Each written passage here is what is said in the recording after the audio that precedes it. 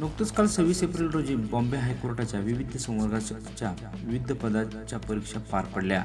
या संपूर्ण परीक्षा महाराष्ट्रामध्ये प्रत्येक ठिकाणी पार पडल्या. तसंच यासाठी मात्र विविध विभागातून वेगवेगळ्या पदासाठी वेगवेगळे अर्ज आले होते. यामध्ये मात्र शिपाई, क्लर्क आणि ड्रायव्हर पदासाठी या परीक्षा घेण्यात आल्या होत्या.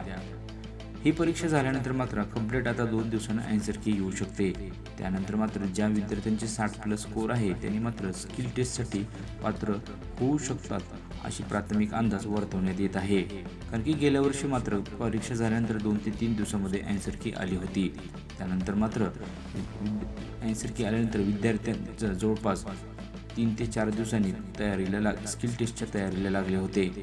असंच देखील शिपाई आणि ड्रायव्हरचा शेड्यूल असू शकतो अशी प्राथमिक माहिती वर्तवण्यात येत आहे. त्यामुळे विद्यार्थ्यांनी मात्र ज्यांचं 60+ स्कोर आहे त्यांनी स्किल टेस्ट मात्र आत्तापासूनच करणं गरजेचं आहे.